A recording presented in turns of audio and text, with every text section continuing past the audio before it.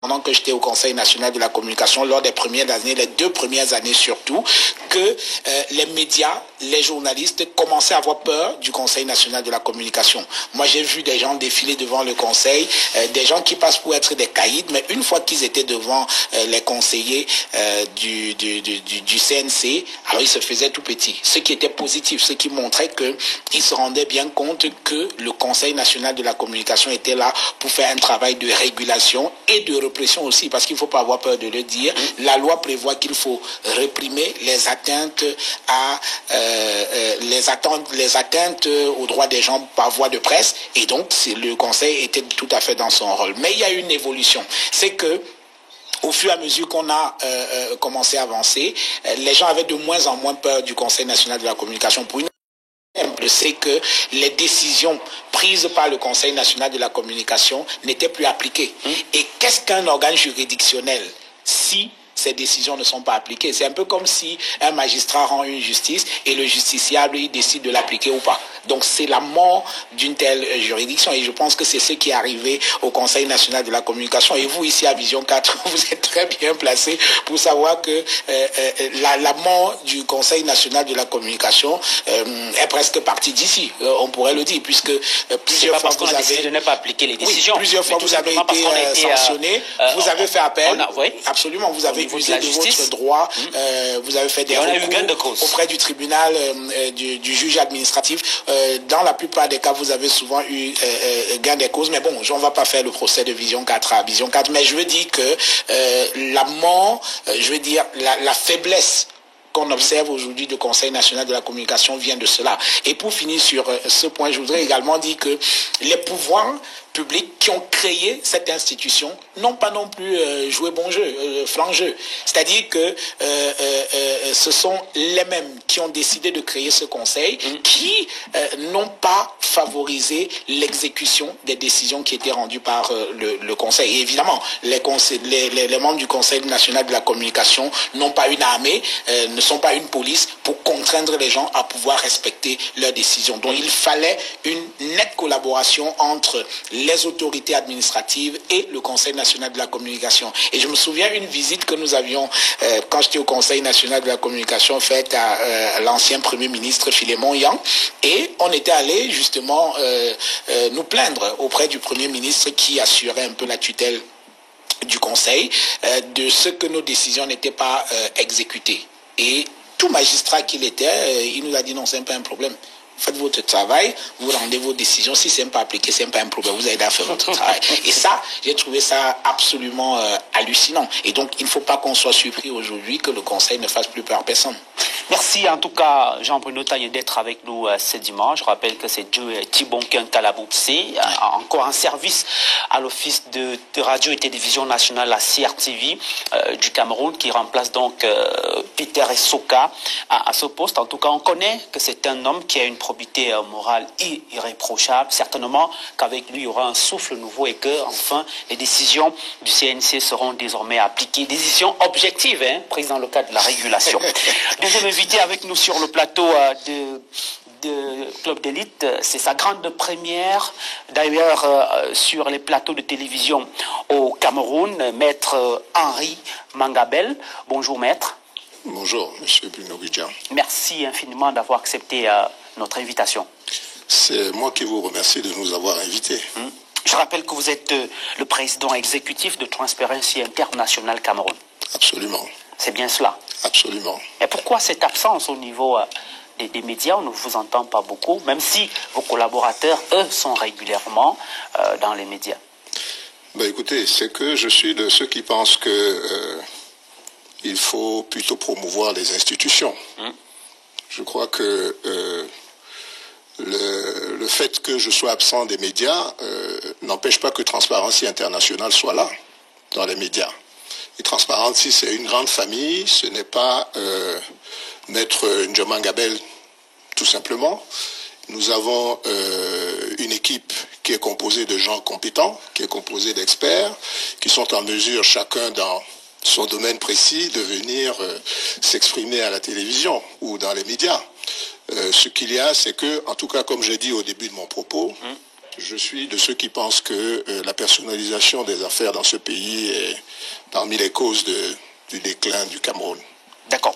Maître Henri Mangabel, on sait que l'ONG Transparency International, dont vous avez la charge pour la branche camerounaise, n'est pas en odeur de sainteté avec le gouvernement camerounais à cause des différents rapports que vous publiez qui accablent ce gouvernement. D'ailleurs, beaucoup estiment que vos rapports ne reflètent pas la réalité sur le terrain. Écoutez, je ne sais pas d'où vous tirez cette affirmation. La preuve, chaque fois que vous publiez un rapport, il est contesté par le gouvernement qui apporte un démenti avec des précisions d'information. Oui, mais ça c'est normal. Mais en même temps, vous savez, nous travaillons beaucoup avec le gouvernement. À titre personnel, je fais partie d'un certain nombre de cellules ministérielles de lutte contre la corruption. Je suis membre du comité ITIE, qui est le comité, l'initiative pour la transparence dans les industries extractives. Je suis membre et nous travaillons beaucoup. C'est pour ça, ça rejoint ce que je disais tout à l'heure, que le plus important en réalité n'est pas de se faire voir dans les médias. Le plus important, c'est le travail de fond qui est fait et ce travail-là, il est quotidien.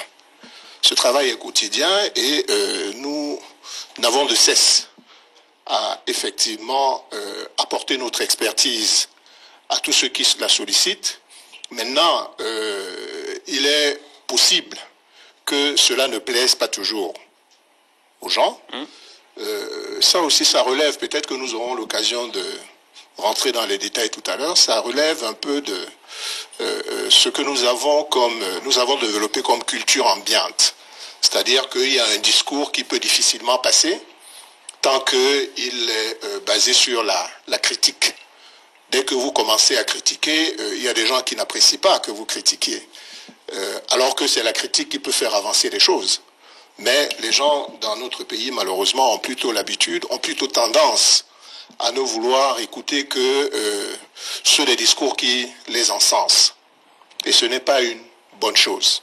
Alors, Transparency a eu effectivement à faire un certain nombre de rapports, mais vous avez sans doute remarqué que, d'abord sur le secteur, nous ne sommes plus les seuls. Autant nous sommes apparus au début de notre activité au Cameroun comme des pestiférés, aujourd'hui nous ne sommes plus les seuls à occuper l'espace de la lutte contre la corruption. Il y a des institutions qui sont émanant du gouvernement et qui, si vous remarquez, si vous prenez la peine de lire, le plus souvent le discours que nous tenons n'est pas très éloigné de celui qui est repris par ces institutions. D'accord. Merci en tout cas, maître, d'être avec nous ce dimanche. Troisième invité, il signe également son grand comeback sur le plateau de Club d'élite. Il avait disparu des médias camerounais depuis un certain moment. On l'a aperçu cette semaine au cours d'une conférence de presse qui annonçait la coalition de 6 partis politiques. Le professeur Olivier Billet. Professeur, bonjour. Bonjour à vous, Bruno Bidian, et bonjour à vos millions de téléspectateurs. Merci d'être avec nous ce dimanche. 6 partis politiques de l'opposition, dont le vôtre, l'UFP, a donc présenté à la presse camerounaise cette semaine l'intention ou alors le projet de coalition avec le MOUSI, le mouvement citoyen de l'urbaniste Yimga Moyo. Et on apprend que désormais la coalition sera réunie autour du parti des libérateurs camerounais.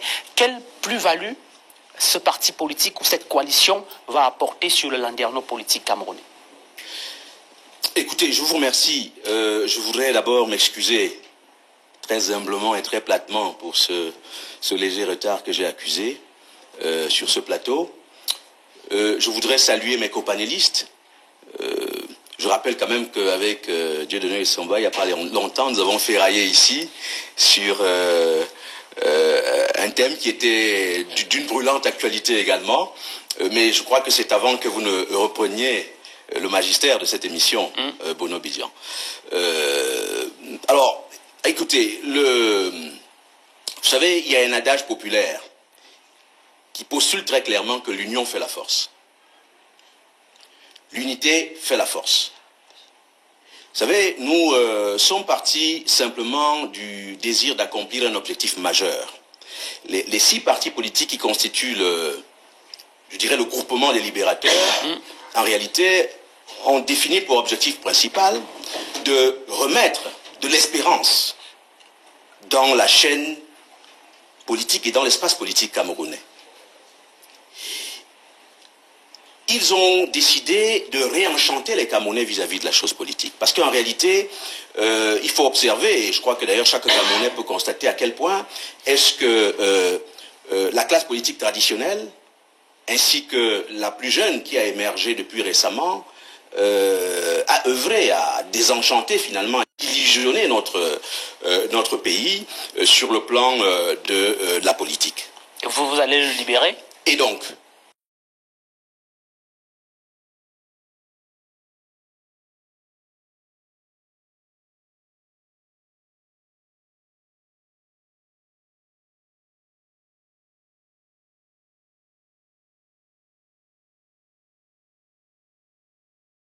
permettant évidemment d'être compétitive. Parce que la politique, c'est aussi un espace de compétitivité.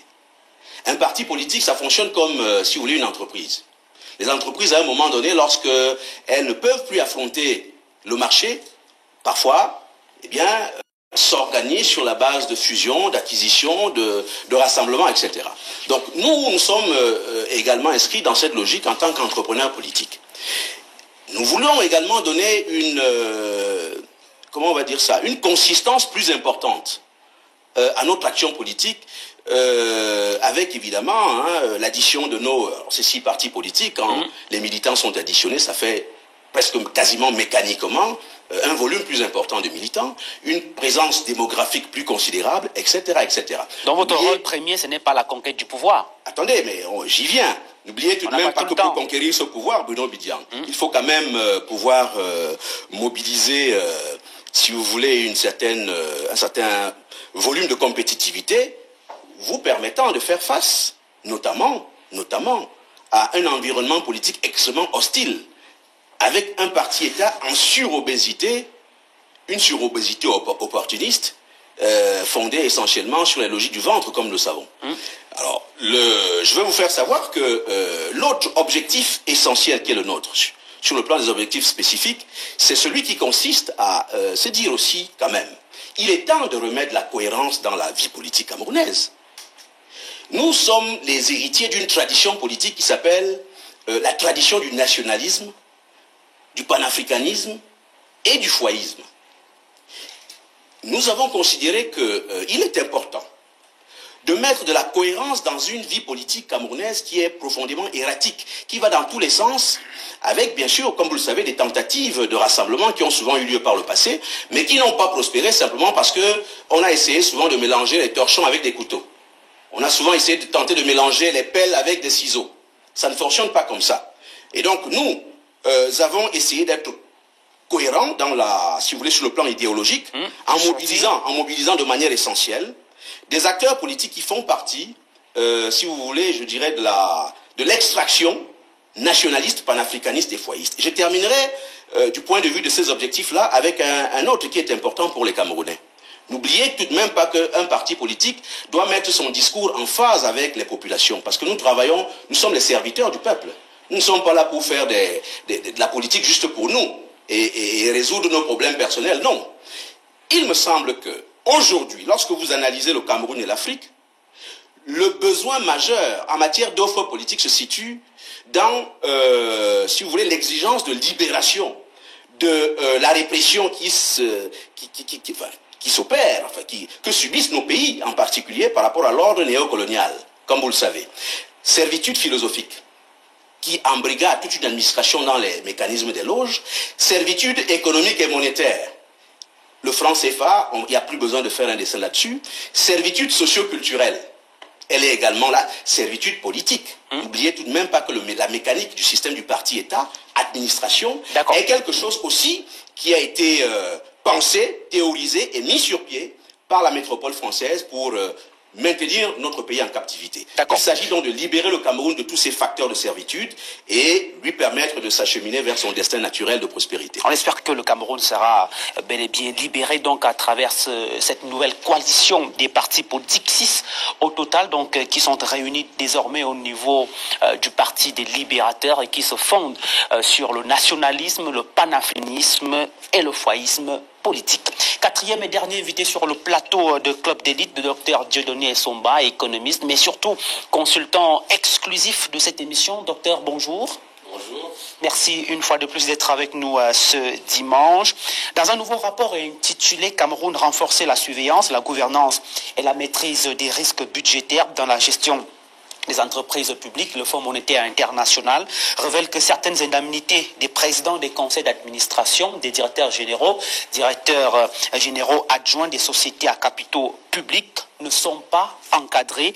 Le FMI part du constat selon lequel les entreprises publiques au Cameroun sont confrontées à de sérieuses difficultés structurelles et dont la rentabilité reste très faible. Moi, je ne sais pas pourquoi les Camerounais ne relaient une information que lorsqu'elle vient de l'extérieur. Je crois qu'on a eu un très grand nombre de débats ici sur les entreprises publiques.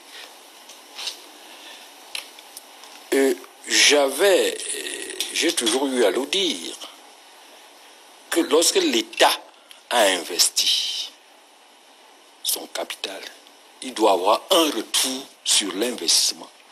C'est la règle minimale. Et pour avoir un retour sur son investissement, une entreprise doit générer la valeur ajoutée. La valeur ajoutée se partage entre 3 acteurs. Tout d'abord,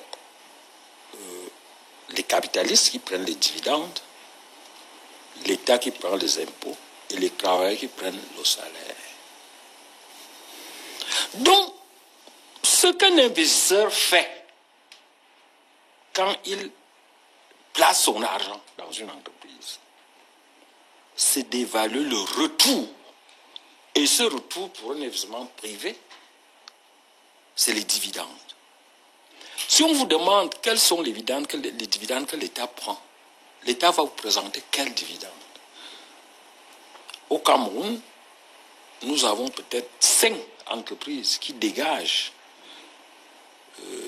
des bénéfices, alors qu'on a plus de 50 entreprises qui dégagent des pertes en permanence. Ce qui fait que le budget de l'État, plutôt que de contribuer au budget de l'État, les entreprises sont plutôt en train de ronger, constituent une charge sur le budget de l'État. Maintenant, lorsqu'on confie une entreprise à un gestionnaire, assez paradoxalement au Cameroun, contrairement à ce qui se passe ailleurs, on n'attend pas de lui des résultats en termes de dividendes, en termes de valeur ajoutée et en termes de bénéfices financiers. Non. On lui apporte un gros manuel de procédure et on lui fixe son salaire. Le salaire doit être directement rattaché à l'effort qu'a fait le directeur d'entreprise. Vous savez très bien que dans les pays très évolués, le simple fait qu'on nomme le professeur Billet, nouveau directeur, valorise directement l'entreprise à la bourse. Par contre, si on nomme quelqu'un d'autre, l'entreprise s'effondre. On appelle ça le goodwill. C'est-à-dire que l'individu qui gère une entreprise appelée à dégager une valeur ajoutée, on ne lui prescrit pas un livre de procédure, on ne lui impose pas un salaire, on lui demande le résultat et on lui laisse de la marge de manœuvre. Et c'est le contraire au Cameroun. Au Cameroun, on ne regarde pas le résultat. Il y a de bons gestionnaires au Cameroun qui sont en prison. Et ils ont compris que ce que l'investisseur attend, c'est le retour sur l'investissement. Par contre, Ceux qui passent tout leur temps à lire les procédures, même quand l'entreprise s'effondre, c'est eux qui sont toujours là. Donc quand le FMI remet en cause cette approche, comment peut-on fixer a priori le salaire d'une entreprise de production? Est-ce que ça a un sens? D'un gestionnaire d'une entreprise de production. On dévie tout simplement les clés de répartition de la valeur ajoutée qu'il va générer. S'il génère 10 milliards, l'État va lui dire, remets-moi mais 10 milliards, bon, peut-être 3 milliards en salaire, 3 milliards en impôts, il reste 4 milliards. L'État va lui dire, bon, moi j'attendais 2 milliards. Comme tu as généré 4 milliards, je prends 3 milliards et tu restes avec 1 milliard. C'est comme ça qu'on gère un pays. Mais lorsqu'on gère un pays sur la base des textes, hein, c'est-à-dire un chef d'entreprise n'a même pas le droit de prendre la moindre initiative. Parce qu'il y a un inspecteur d'impôt qui va lui dire non, pourquoi tu as posé cette bouteille à gauche au lieu de la poser à droite, alors que ça n'a aucun impact. On obtient donc ce qu'on a aujourd'hui. Donc quand le FMI vient nous dire... Est-ce que ce rapport du FMI peut changer de paradigme au niveau de la perception et même du fonctionnement des entreprises parapubliques camerounaises? Non, le problème c'est qu'on a le gouvernement, d'abord celui d'Aïdjo et ensuite celui des Biya, n'ont jamais considéré les entreprises comme des structures de développement. C'est beaucoup plus comme des structures politiques, des prolongements de l'administration publique qui leur permettent de recycler au personnel, de distribuer les postes politiques. C'est-à-dire, on ne demande... Comment on nomme un directeur général au Cameroun? On regarde sa tribu, on regarde que, bon, cette communauté a peut-être un seul ministre et elle se plaint. Cherchez-lui un poste de directeur général. C'est comme ça qu'on fait. Donc, quand le FMI arrive, le FMI dit que lorsque vous m'appelez au secours pour venir régler vos dettes extérieures afin que vous ne tombiez pas en situation de paiement, je vous demande de changer de registre. D'accord. Et c'est pour ça que, mais quand le FMI le dit, si le régime ne marche pas, si le gouvernement ne marche pas, le FMI sera obligé de vendre ces entreprises. Parce que le FMI en a le pouvoir. Devant le FMI, vous n'avez pas de souveraineté. Parce que le FMI est un huissier de justice. Et quand un huissier de justice vient vous saisir, il vient avec des gendarmes. Merci. Vous n'avez pas de liberté. Merci. Donc, si on ne marche pas comme le dit le FMI, le demande le FMI, eh bien, comme cela a été fait avec les entreprises comme INEO, EVCAM et autres, le FMI sera obligé de saisir ces entreprises, de les vendre aux enchères. Il ne demande pas votre avis. Ok. On va prendre la deuxième articulation de cette émission, l'arrêt kiosque qui nous est présenté par Florent Maconfiance-Zanga, le meilleur des tabloïds de la semaine.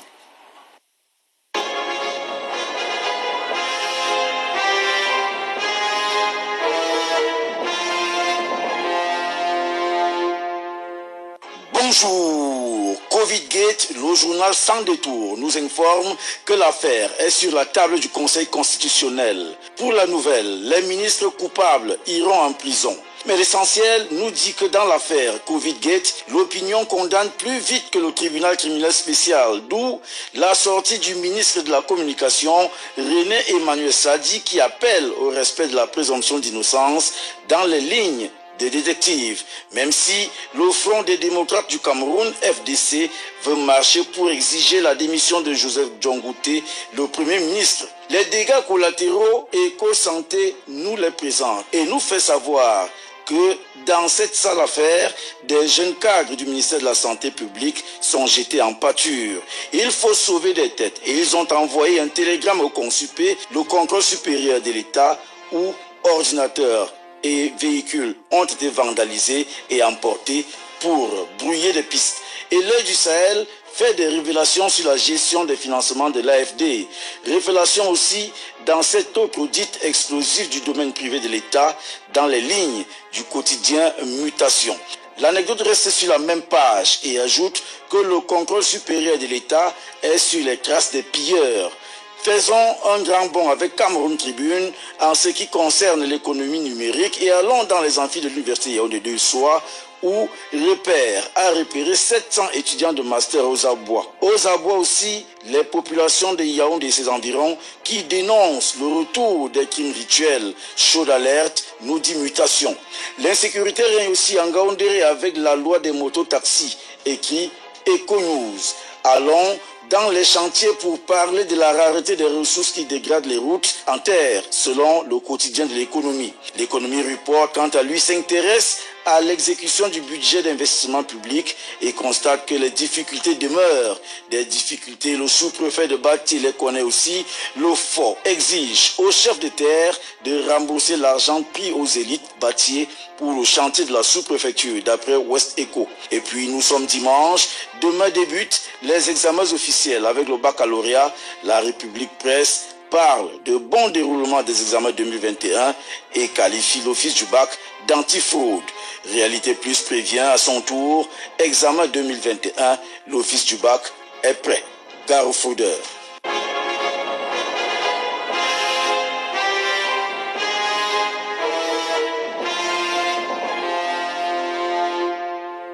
Retour sur le plateau de Club d'élite et place à présent à la thématique principale inscrite à l'ordre du jour de cette émission. On parle bien sûr au Cameroun de la lutte contre la corruption, autopsie d'un mal qui ronge notre pays, un mal qui se trouve pratiquement dans tous les secteurs d'activité. Certains pensent même de la cellule familiale jusqu'à la macro-cellule. Qu'est-ce qui fait problème? Pourquoi la lutte contre la corruption tarde à prendre au Cameroun, malgré les efforts consentis par le gouvernement qui a mis sur pied un certain nombre d'institutions pour endiguer ce phénomène?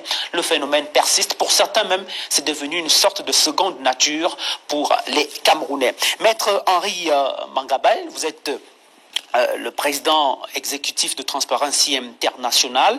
On sait que le Cameroun a été classé premier pays le plus corrompu en 1998 et puis en 1999. Vous produisez régulièrement des rapports sur la lutte contre la corruption. Le Cameroun, qui était donc classé premier pays respectivement pendant ces 2 années par votre organisme. La première question que je vous pose, c'est où en est-on aujourd'hui, dans le cadre de la lutte contre la corruption? Quel bilan faites-vous de cette volonté gouvernementale? Écoutez, la première question que je me pose, elle est de savoir s'il y a effectivement une volonté. Parce que lorsqu'on regarde en fonction des approches qu'on voudrait prendre, le Cameroun s'est effectivement doté d'un arsenal à la fois législatif, institutionnel, qui devrait lui permettre, normalement, de voir plus clair dans cette lutte contre la corruption. Il y a eu des évolutions. On a connu ici au Cameroun d'abord une première phase, dans les années 80, qui a été une phase de doute, où il était demandé par la voie la plus autorisée. Des preuves. Des preuves. Il y a eu une seconde phase qui a été la phase de la confrontation à la réalité. Et c'est celle-là à laquelle vous venez de faire allusion. Lorsque le Cameroun a été rattrapé par les institutions internationales et qu'on s'est rendu compte que le Cameroun a été classé donc champion du monde de la corruption. Et là aussi, une fois de plus, je suis tenté de rejoindre un peu ce que Dr Essomba disait tout à l'heure. Le Cameroun a réagi parce que ça venait de l'extérieur. Mais la réaction a même été, il faut distinguer plusieurs types de réactions que nous avons observées à cette époque. Il y a eu une première réaction qui était la réaction de rejet, qui est celle qui malheureusement a souvent cours dans notre pays. Quand vous dites aux gens, regardez la lune là-bas, ils ne regardent pas la lune, ils regardent votre doigt. Et ils vous disent que votre doigt n'est pas un bon doigt, alors que la lune, elle est là. C'est un des problèmes que nous avons au Cameroun. Il y a eu par la suite donc des évolutions. Nous avons été, je l'ai dit au début de mon propos tout à l'heure, nous avons été des pestiférés. Je me souviens encore à l'époque, même pour organiser une simple conférence destinée à expliquer aux hommes des médias ce que c'est que l'indice, l'IPC, l'indice de perception de la corruption, mais nous faisions l'objet d'interdiction dans les hôtels. Pourquoi? On ne voulait pas que vous... on ne voulait pas que Transparency puisse tout simplement avoir une rencontre pour dire aux gens que l'indice de perception, là, il faut d'abord comprendre de quoi est-ce qu'il s'agit avant d'en parler. Parce que beaucoup de gens ne comprenaient pas de quoi est-ce qu'il s'agissait. Et il fallait donc d'abord leur expliquer comment est-ce que cet indice était élaboré, comment est-ce que... Mais nous étions interdits à cette époque-là. Et il y a eu donc l'autre phase qui s'en est suivie, qui a été la phase de mise en place d'institutions de lutte contre la corruption. Et là aussi sur l'instigation des bailleurs de fonds internationaux. Retenez la question que j'ai posée. Est-ce qu'il y a une volonté réelle pour lutter contre la corruption? Cette phase-là a conduit effectivement à la mise en place des institutions qu'on connaît aujourd'hui, la CONAC, la NIF, l'Agence de régulation des marchés publics. Exactement. Et même la Chambre des comptes. Exactement. Exactement. Importante. Et le processus est achevé par la création du TCS. Quand on regarde ça, en plus de l'arsenal juridique qui est le nôtre, parce qu'il y a le code pénal, qui lui est antérieur à tout cela. Il y a le code pénal qui prévoit dans un certain nombre de ses dispositions, les articles 134 et suivants, 312 et autres, des infractions, la lutte contre la corruption. Le Cameroun a même été encore beaucoup plus loin, parce que nous avons fini par ratifier la Convention de l'Union africaine de 2003. Nous l'avons ratifiée en 2020, mais mieux vaut tard que jamais. Nous l'avons quand même ratifiée. C'est pour dire que nous avons donc en réalité un arsenal à la fois juridique, institutionnel, qui permettrait au premier kidam qui viendrait au Cameroun, à qui on présenterait cet arsenal-là, de dire que waouh, ce pays vraiment est doté, ce pays est bien armé. Mais alors, d'où vient-il que la corruption continue? Mais à cela, il faut donc regarder de près ce qui a été fait. Sur le plan d'abord législatif, je vais vous dire une chose. Moi, c'est-à-dire, j'ai fait un certain nombre, j'ai eu la chance, l'avantage peut-être, je ne sais pas si c'est un avantage, peut-être qu'il aurait mieux valu que je fasse mes études au Cameroun pour avoir une vision peut-être étriquée des choses. Mais comme j'ai pu les faire ailleurs, cela m'a ouvert l'esprit de telle manière que j'ai pu voir aussi ce qui se fait ailleurs. Une des choses que j'ai remarqué lorsque je suis arrivé dans ce pays, c'est que sur le plan législatif, on est un des rares pays au monde où le législateur est dépouillé de son pouvoir par une disposition extraordinaire qui accompagne la plupart des lois qui sont prises au Cameroun. Ça se termine toujours par la nécessité d'un décret d'application. Ce qui renvoie en fait le rôle du législateur à l'exécutif. Le résultat des courses, c'est quoi? C'est que vous votez des lois, les lois sont là, pour sortir, mais ces lois ne sont pas applicables. Parce qu'il faut que l'exécutif décide de leur application.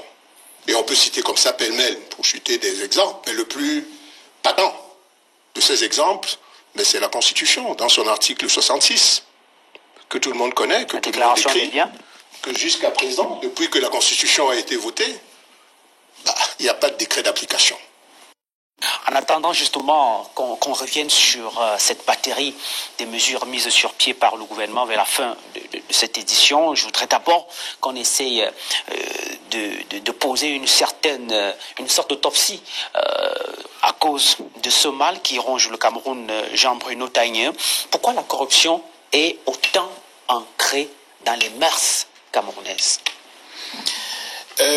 Alors, il faut dire que la corruption et les détournements de fonds publics sont devenus pratiquement, ont été banalisés. On a interpellé un certain nombre de gestionnaires publics. Il y a beaucoup de membres du gouvernement qui sont en prison, mais les détournements de fonds publics n'ont pas pour autant baissé ou cessé. Simplement parce que ceux qui restent en fonction se disent de toutes les façons, ce n'est pas forcément parce qu'ils ont volé qu'ils ont été arrêtés.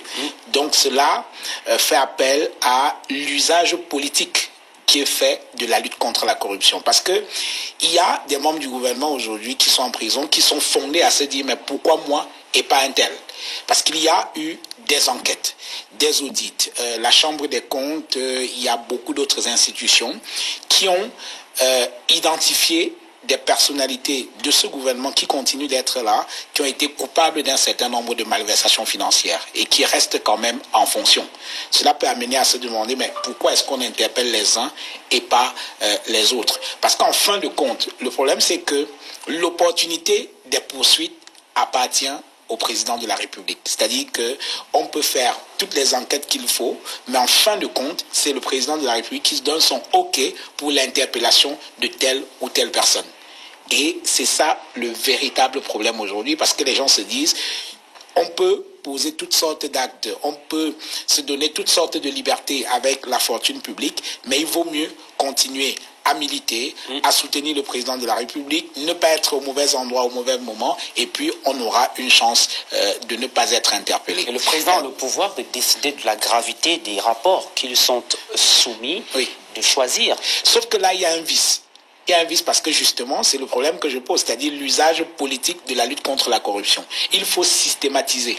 C'est-à-dire que dès qu'un gestionnaire public il y a des soupçons sérieux de détournement de fonds publics, la première des choses, c'est qu'il devrait perdre son poste. Parce que Dieudonné Somba parlait tout à l'heure des entreprises publiques qui ne font pas du profit. Ces entreprises-là perdent régulièrement de l'argent et pourtant les responsables de ces entreprises continuent à être à la tête de ces entreprises-là. La première des choses, c'est de les dégager d'abord de leurs fonctions. Lorsqu'on a des indices qui permettent de penser qu'il y a eu un certain nombre de malversations financières, ils doivent d'abord être déchargés de leurs fonctions.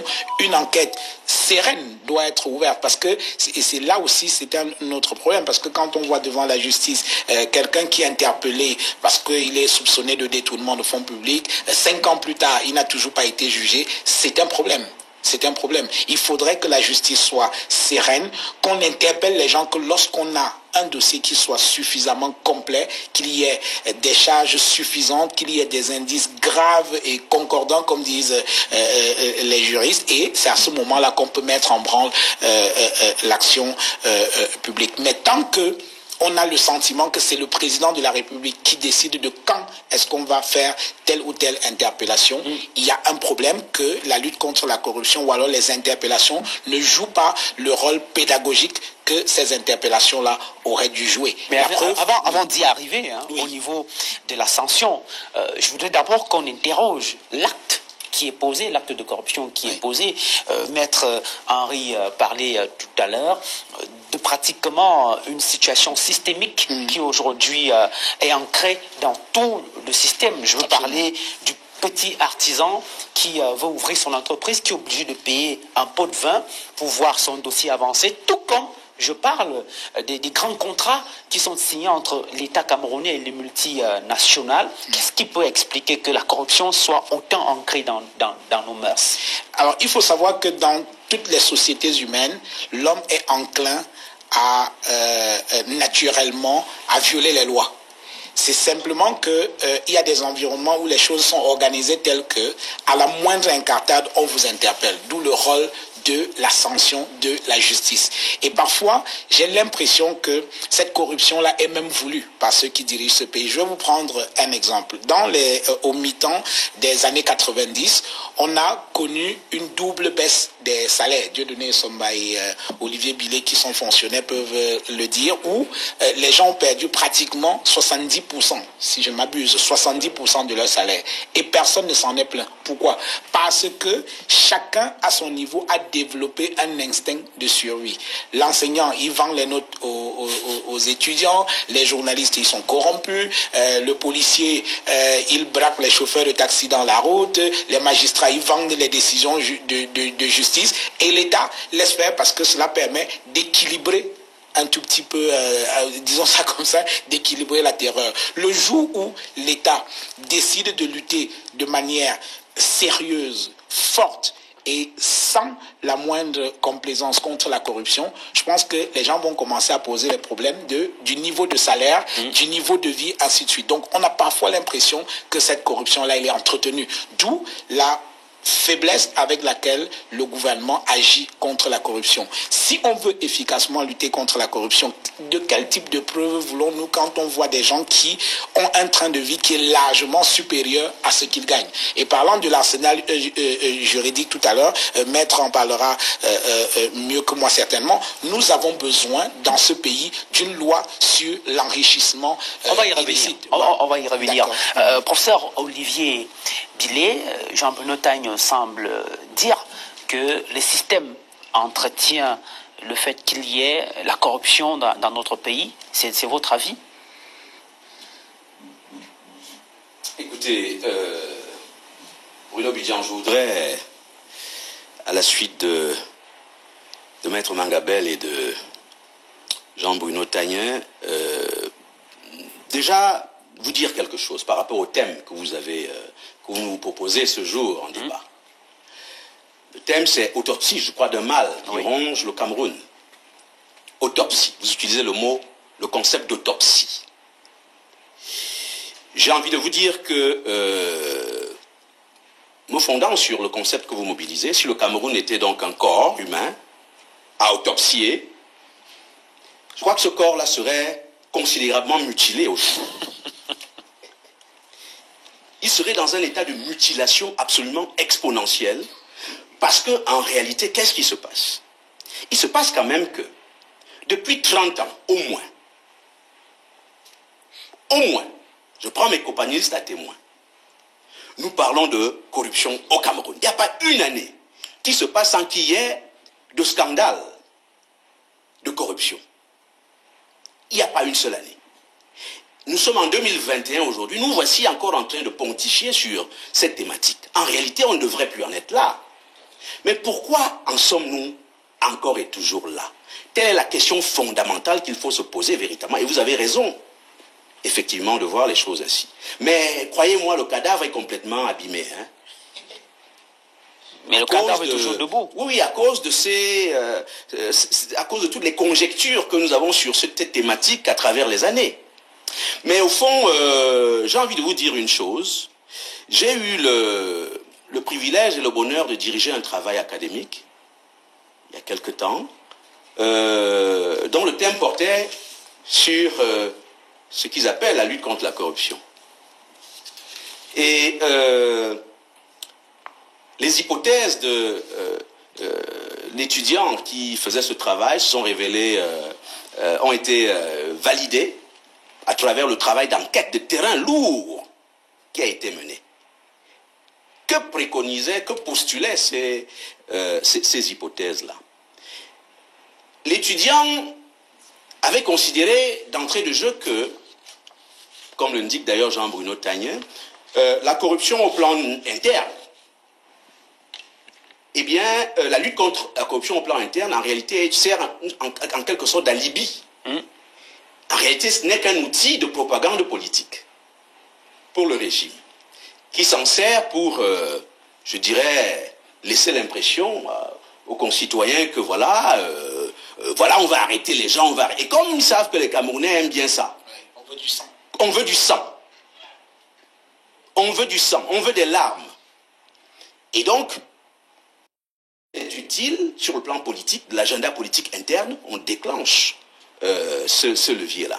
Sur le plan extérieur maintenant, il y a également tout un agenda qui est mobilisé vis-à-vis des instances internationales. De quoi s'agit-il? Il s'agit souvent de vouloir montrer au FMI, on va en parler tout à l'heure, de vouloir montrer à Transparency International Monde, montrer à la Banque mondiale à tous les donateurs extérieurs du Cameroun, parce que comme vous le savez, nous aimons beaucoup les dons et l'aide. Et donc, au fond, on est donc dans un scénario où, lorsque le régime de Yaoundé veut donner des gages à l'extérieur, eh bien, il actionne un certain nombre de leviers, d'arrestation, etc. Et puis, tout le monde applaudit, on dit « Ah, mais oui, il y a la lutte contre la corruption. » Donc, le régime encourage le fait que les gens volent, que les gens détournent, que les gens soient corrompus, pour pouvoir se nourrir de ça après? Oui, à la limite, on peut dire ça. C'est-à-dire qu'en réalité, c'est devenu... Enfin, le temps passant, c'est devenu, en réalité, un outil politique. Un instrument même, j'ai envie de dire, de bargaining power. Un élément de bargaining power vis-à-vis à la fois des instances internationales, mais également vis-à-vis des populations camerounaises. Mais quand le citoyen lambda donne un pot de vin pour obtenir rapidement un service, on ne va pas imputer cela au régime. Écoutez, nous l'avons dit suffisamment clairement. Vous savez, le régime de Yaoundé, en réalité, fonctionne sur, je veux dire, son appétence pour la corruption, en réalité, atteste très clairement de ce que la corruption lui est consubstantielle. C'est-à-dire que le régime dans lequel nous sommes ne peut pas fonctionner s'il n'y a pas de corruption. Je vous prends un exemple très simple. Vous savez, moi, je vais parler comme un politique de terrain. Bon. Vous voyez, quand les élections se passent chez nous, et je crois que Maître a souvent monitoré ces questions, mais de très nombreux Camerounais, y compris dans l'arrière-pays chez nous, ont souvent bénéficié de ce que nous appelons la corruption politique et électorale. Je suis désolé, lorsque vous avez pris un gigot de bœuf, un bout de sardine, un bout de ceci, un bout de cela, un billet de banque, etc., du point de vue d'un acteur qui vient vers vous, vous avez à alimenter la corruption dans votre pays. Et essayer de mesurer donc ça à une échelle pays. Sur le plan symbolique, c'est une, j'ai envie de dire, une sorte de malédiction, une sorte de possession considérable qui s'est abattue ainsi sur les Camerounais. Permettez-moi d'utiliser ce champ lexical, théologique. Nous sommes dimanche aujourd'hui. Et donc, croyez-moi, j'ai envie de dire que véritablement, sur la base ne serait-ce que de cette étude scientifique que j'ai mentionnée tout à l'heure, il apparaît très clairement que le régime de Yaoundé il vit essentiellement de la corruption. Il ne peut pas combattre la corruption. Il ne peut pas agir en faveur de la déconstruction de cette affaire qui est en réalité sa source de survie. Docteur Dieudonné Somba, le régime de Yaoundé ne peut pas vivre sans la corruption, mais la corruption, ce n'est pas seulement l'affaire du régime de Yaoundé, encore du Cameroun. La corruption, c'est une affaire qui persiste et qui fait des ravages dans le monde entier. On a par exemple le cas du Nigeria voisin qui, malgré tous les moyens dont dispose le gouvernement, n'arrive pas à enrayer ce phénomène. D'abord, il faut distinguer les rôles possibles de la corruption dans un pays comme le Cameroun. Il y a ce qu'on peut appeler la corruption politique. Le Cameroun est un pays très segmenté, avec des communautés très diverses. Pour maintenir un État unitaire, il faut contrôler ces communautés. Il faut les contrôler en fabriquant au sein de chacune d'elles une élite qui la contrôle. Et donc, cette élite doit avoir les moyens de contrôler ces communautés.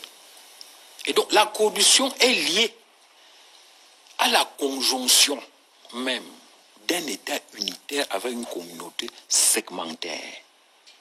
C'est-à-dire que si le régime ne prend pas la peine de fabriquer une élite en lui pourvoyant d'énormes moyens pour mettre sous contrôle ces populations, le pays ne marcherait pas. Et c'est exactement ce qu'on voit. Parce qu'on voit le RDPC. Le RDPC est un instrument de contrôle de la population du Cameroun. Chacun dans sa communauté. Et il doit avoir les moyens d'assurer ce contrôle. En politique, on dit que tous les moyens sont permis. Nous parlons de la corruption. Non, attendez, moi je n'ai pas dit que c'est mauvais. Je fais une description purement factuelle. Et je dis donc que la structuration de notre État par rapport à notre communauté, oblige même, pour contrôler par exemple les anglophones, on est obligé de fabriquer une élite là-bas. Et lorsqu'ils ont même commencé à prendre les armes, qu'est-ce que le régime a tenté de faire? C'était de prendre quelques élites, de les corrompre, afin que ces élites-là aillent convaincre les populations. C'est ça le modèle par essence. À côté de ça, il y a la corruption fonctionnelle qui est liée même au mode de fonctionnement du pays. On a par exemple des lois qui disent que un véhicule doit respecter certaines normes pour transporter les voyageurs. Mais en même temps, on a des villages tellement éloignés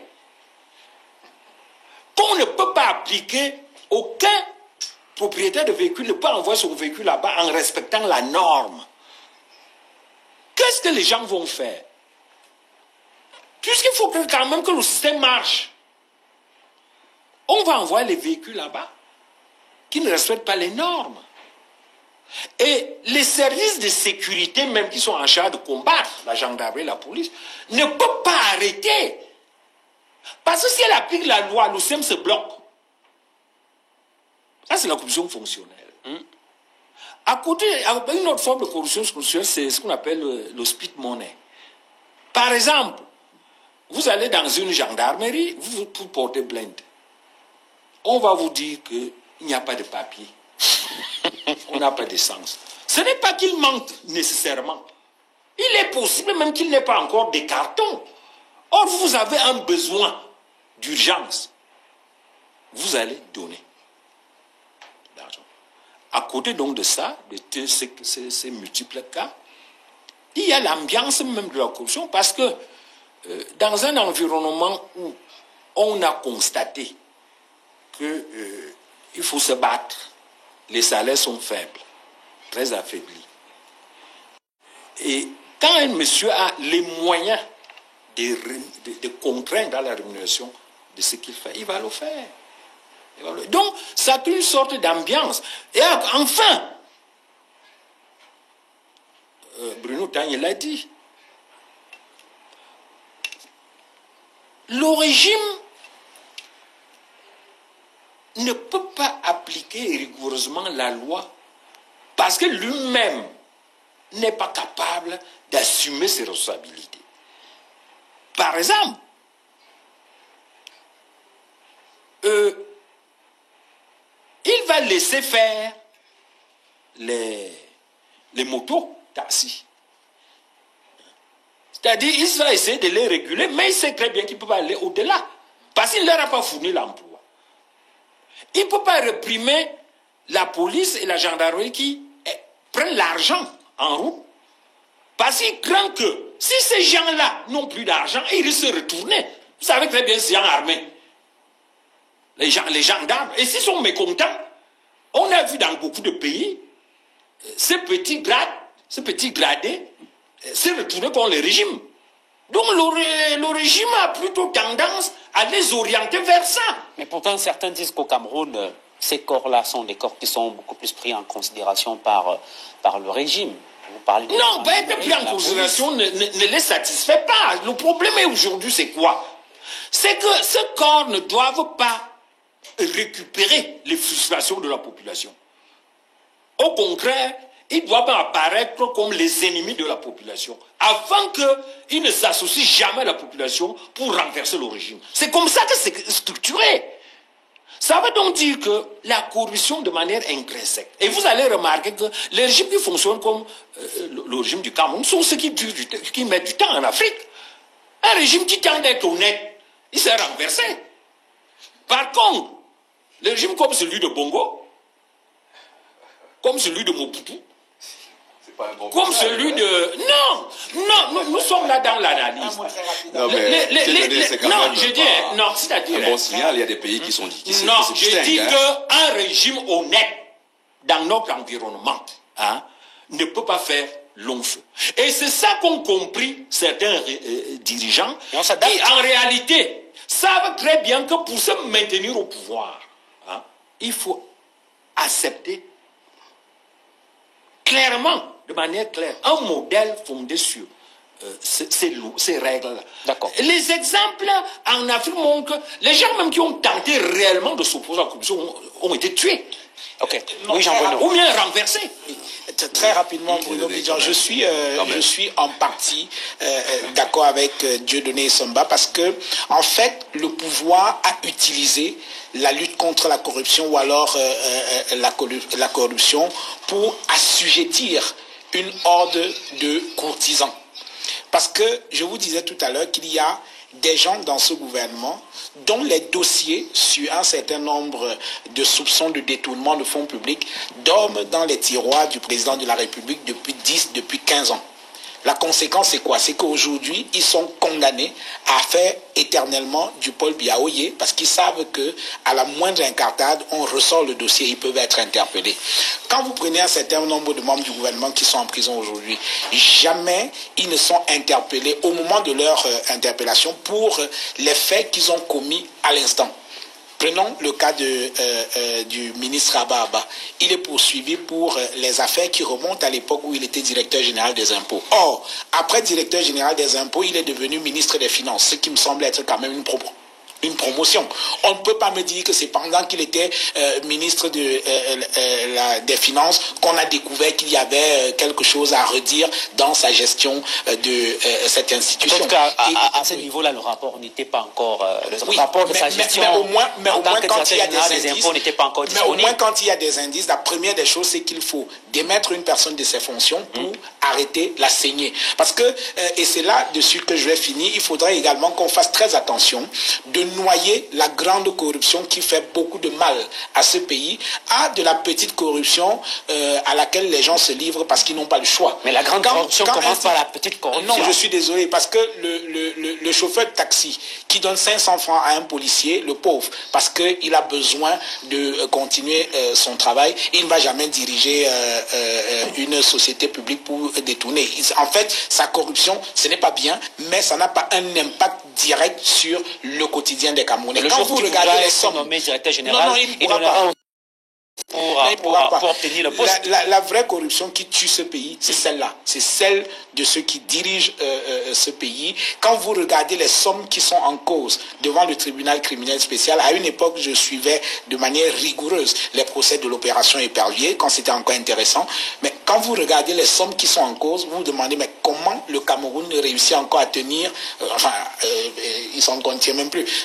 Comment le Cameroun fait pour continuer quand même à exister malgré ce niveau de vol-là? Donc c'est cette corruption-là qu'il faut adresser, non pas pour dire qu'il faut négliger la petite corruption quotidienne, mais c'est celle-là qui a un impact sur le quotidien des Camerounais et qui empêche qu'on crée des emplois, qu'on construise des infrastructures et qu'on relève le niveau de vie dans la société camerounaise. Maître Henri Mangabel, quels sont les corps de métier au regard de vos différents rapports publiés sur le Cameroun dans le cadre de la lutte contre la corruption? Quels sont les corps de métier dans lesquels on retrouve plus les actes de corruption? Oula. Avant de répondre à votre question, je voudrais quand même marquer ma réserve par rapport à ce que le docteur de Somba a dit tout à l'heure.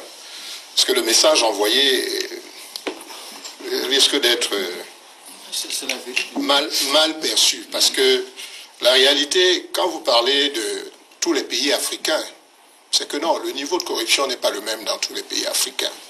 Si on se réfère au dernier indice de perception de la corruption, il y a des pays qui sont pas mal classés. Nous avons les Seychelles, nous avons le Rwanda, nous avons la Tanzanie. Oui, la Seychelles, le Rwanda et un autre pays encore qui sont très très bien classés quand même. Donc ce qui veut dire qu'on peut être africain et bien faire. Ça, il faut d'abord que ce soit, que nous puissions nous entendre là-dessus. La deuxième chose que je voulais dire, c'était par rapport à l'intervention du copanéliste Jean Montagnier, qui disait que non, il n'y a pas de bonne ou de mauvaise corruption. C'est-à-dire il n'y a pas de petite ou de grande corruption. Toute corruption mérite d'être combattue. Absolument. Parce qu'elle réside d'abord dans les esprits. Je suis tenté de dire que si aujourd'hui, par ces temps de pandémie et de vaccination et autres, j'avais un vœu à émettre. Ce serait que le Cameroun sollicite l'OMS pour l'aider à élaborer un vaccin contre la corruption et les détournements. Ce serait celui-là. C'est grave, docteur? Oui, c'est trop grave. C'est trop grave parce que le professeur l'a dit tout à l'heure. Depuis 30 ans qu'on parle de la même chose, mais on continue encore d'en parler. Ce qui veut dire que les constats sont connus, les constats sont faits depuis 30 ans. Et il faudrait donc que nous pensions à passer à autre chose. Nous pensions à passer à autre chose. Et cela nous oblige normalement à d'abord questionner la volonté. Je l'ai dit au début de mon propos. Oui.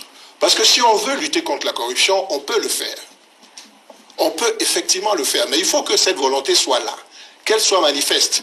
Si les gens ne peuvent pas se plier à la règle à partir de l'éducation, à partir de la loi, etc., etc., il faut passer à la sanction. Parce que la sanction peut aider à ce que les gens se comportent normalement.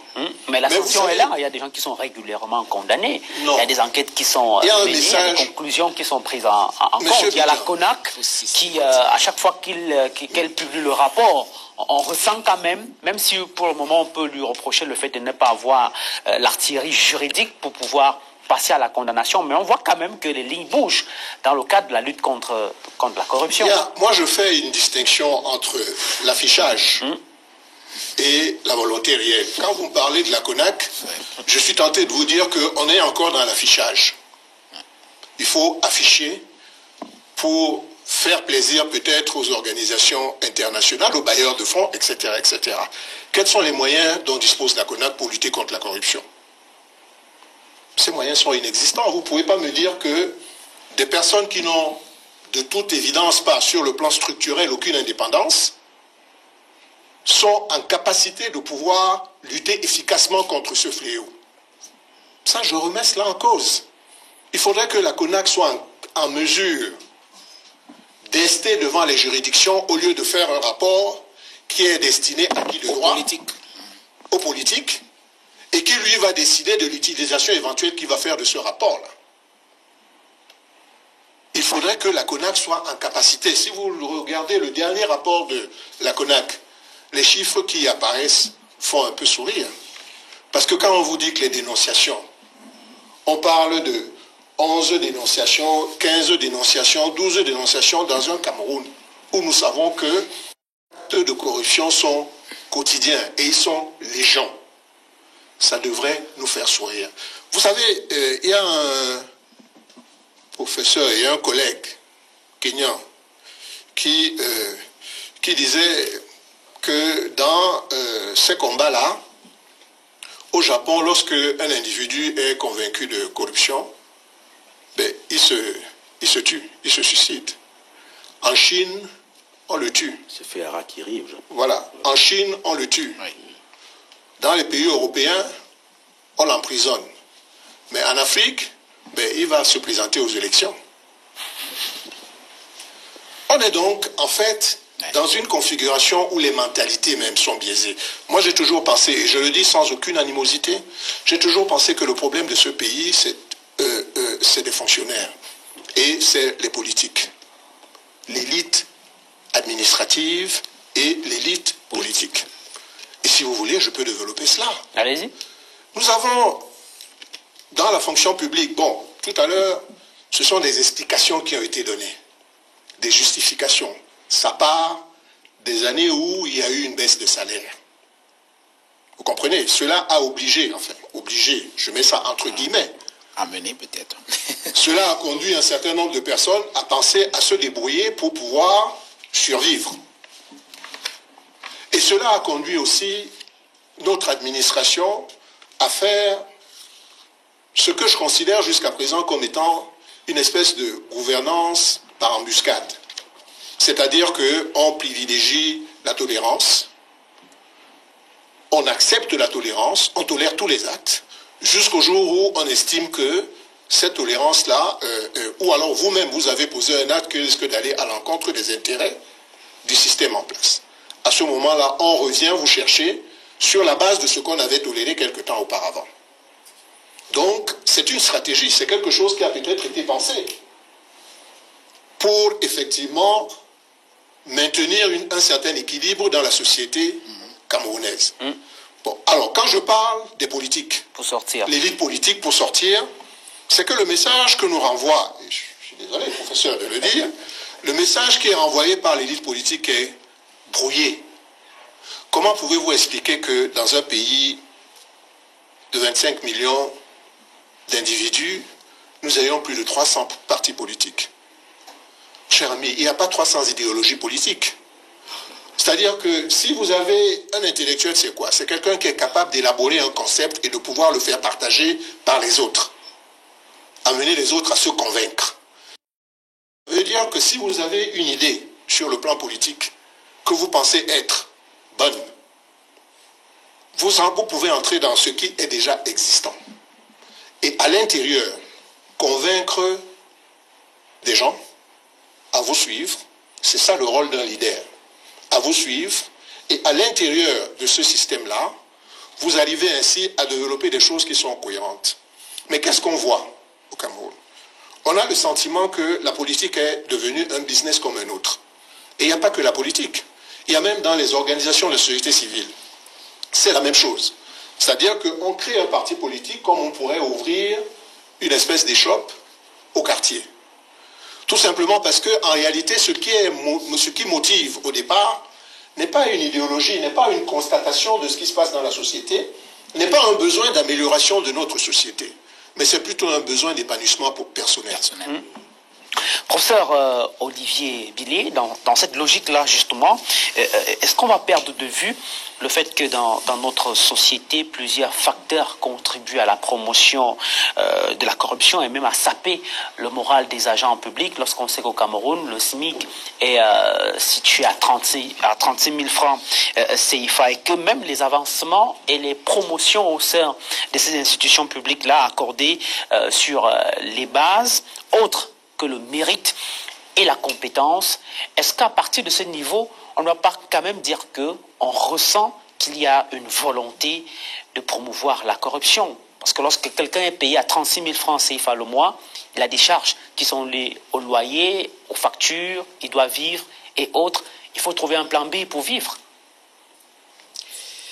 Écoutez, Bruno Budian, en réalité, les personnes qui gagnent 36 000 francs, 50 000 francs, généralement, sont les moins corrompus chez nous. Hein. Ouais. Ça, il faut quand même le dire, d'entrée de jeu. Les corrompus sont généralement, d'ailleurs, les plus nantis, qui sont absolument insatiables. Et non, écoutez, je voudrais quand même, si vous voulez, saisir cette occasion pour dire que, au fond, nous avons un vrai problème de grille de lecture de ce phénomène. Parce que tout à l'heure, lorsque j'indiquais que ça fait 30 ans que nous essayons d'expliquer un phénomène sans pouvoir le faire, sans pouvoir trouver la thérapie, le remède. Ça fait plus de 30 ans qu'on recherche le remède. Parce qu'on n'a pas la bonne grille d'analyse et de lecture de cette affaire-là. On ne l'a pas. Je vous assure, jusqu'en 2021, nous ne l'avons toujours pas. Moi, celle que je suis modestement parvenu à essayer de mettre en lumière, et que dans le cas des libérateurs, j'essaye de défendre pour que les Camerounais comprennent d'où vient le mal fondamental. Parce que quand vous n'avez pas identifié, diagnostiqué le mal de manière à en déceler la racine, vous pouvez passer 1000 ans à tourner en rond. Et c'est ce que nous faisons. Alors, il faut quand même se dire une chose, Bruno Bidian, mes chers copanélistes. Nous avons souvent tenté de mobiliser des éléments de technologie juridique, institutionnelle, etc., etc. Ça ne marche pas comme ça ne marche pas. Maître nous a évoqué tout à l'heure toutes les institutions qui ont été créées. Ça ne fonctionne pas, ça ne fait peur à personne. Voilà Covid-Gate devant nous, qui touche aussi bien la majorité que l'opposition politique au Cameroun. De quoi s'agit-il? Il s'agit simplement de considérer qu'au fond, le Cameroun est rattrapé. Il est victime d'une sorte de, j'ai envie de dire, de mal congénital, historique, d'une sorte de corruption historique et fondatrice à laquelle nos ancêtres ont participé historiquement. et qui rattrape les générations suivantes. C'est de ça qu'il s'agit. Vous ne pouvez pas, dans un pays, Bruno Bidian, ça c'est le premier développement que je vais faire, parce qu'il y a un deuxième que je vais faire sur les aspects économiques et sociaux. Sur cette forme de corruption, j'ai envie de dire symbolique, qui a une charge métaphysique extrêmement lourde sur notre pays, il faut considérer que si vous êtes parent, et qu'en tant que parent, vous avez commis des actes terribles, innommables dans votre vie, craignez que ces actes-là n'aient des effets sur vos enfants. J'ai peur que ce ne soit de ça qu'il s'agit. Voici le cas du Cameroun. Voici le Cameroun dans lequel nous nous trouvons aujourd'hui. Il se trouve quand même que à la fin des années 50, ou au courant des années 50, fin des années 50, années 60, notre pays accède aux indépendances. Il accède aux indépendances comment? À travers des deals souterrains, à travers des opérations de corruption absolument monumentales, qui ont contribué à vendre le pays, en réalité, à vendre le destin de notre pays, en réalité, à une puissance extérieure. Et dans ce processus-là, le sang a coulé. De très nombreux Camerounais sont morts. Vous comprenez cela? Parce que, vous voyez, nous, les intellectuels, on a tendance à ratiociner, à trouver seulement des explications techniques aux phénomènes qui nous... Il faut faire attention. Vous ne pouvez pas avoir autant de sang qui a coulé au Cameroun. Vous ne pouvez pas. Et considérer que ça va se passer comme ça va demeurer impuni. Et quel rapport entre le sang... J'ai envie de vous dire que le sang qui a coulé précisément, les accords léonins qui ont été signés, les relations incestueuses qui ont été engagées et qui prévalent jusqu'aujourd'hui, parce que laissez-moi vous dire quand même que je crois que la maître a raison lorsqu'il parle des fonctionnaires, mais quand il parle des fonctionnaires, c'est plutôt la partie visible de l'iceberg. En réalité, c'est le système, le mécanisme, le dispositif du parti-État qui a été pensé minutieusement, qui a été théorisé pour tenir en fait nos pays. Il a été théorisé par les conseillers français et servi à nos sous-préfets africains. Et ces derniers s'en servent de manière extrêmement magistrale. Ils n'ont même pas d'effort à faire en réalité. Et regardez comment est-ce que l'affaire fonctionne. Je crois que ce que Jean Bruno a indiqué tout à l'heure, lorsqu'il disait qu'on tient les gens qui ont été nommés par des dossiers qui sont dans les tiroirs, etc., c'est parce que la mécanique du parti-État, telle qu'elle a été configurée, cela a été fait pour tenir les gens, pour contrôler les gens. Et donc, véritablement, vous avez donc un pays dans lequel la corruption historique et fondatrice a été établie au sommet de l'État il y a un certain nombre de décennies. Elle nous poursuit sur toute notre trajectoire jusqu'à aujourd'hui et en réalité, elle s'est même essaimée comme une sorte, elle s'est même métastasée et au fond, les populations même d'en bas, finalement, on a parlé du taximan, on parle d'infirmiers, etc. Tout le monde est évidemment, je dirais, finalement contaminé par cette affaire-là. Et si vous me permettez quand même de terminer sur les aspects économiques. En 30 secondes, s'il vous plaît. Que je ne revienne là-dessus. On va y revenir. Oui, maître Henri Mangabel, avant de passer la parole au docteur. Oui, professeur, je voulais quand même faire observer que c'est vrai, je comprends la tentation de l'intellectuel que vous êtes, à vouloir tout conceptualiser. Mais ce qui va à l'encontre de votre démonstration, c'est que nous sommes au Cameroun aujourd'hui dans ce qu'on peut appeler la Deuxième République. La Première République étant celle de Ahidjo. C'est-à-dire le premier président de la République. Encore que c'est la même République, il n'y a pas eu de changement de constitution. Non, il n'y a pas eu. On peut considérer dans la je peux vous l'accorder. Voilà. Et ceux qui ont vécu cette période-là, on a eu un certain nombre de membres de nos familles, des parents et autres qui ont vécu, et qui nous ont raconté comment, à cette époque-là, l'époque d'Ahidjo, lorsque un haut fonctionnaire construisait une maison, il était interpellé au palais, et le chef de l'État, commençant par le féliciter, lui demandait que, mais comment vous avez fait alors qu'on me dit que les banques ne donnent pas de crédit? Et il y a des histoires, des anecdotes célèbres de cette époque-là, où on nous raconte que un haut fonctionnaire de la République qui avait construit une maison ici au Mont Fébé a dû dire à Ahidjo que Monsieur le Président, j'ai conçu cette maison pour vous. Je vous l'offre. Parce qu'il était coincé? Parce qu'il était coincé. Il ne pouvait pas justifier. Il ne pouvait pas justifier le comment est-ce qu'il a fait, et cette villa existe jusqu'aujourd'hui. On nous raconte toujours qu'à cette époque-là, le premier président de la République avait pour habitude de se balader la nuit dans une espèce de 2 chevaux, dans les quartiers. Il regardait ce qui était apparent, ce qui sortait de terre. Bon. Aujourd'hui, beaucoup de choses sortent de terre.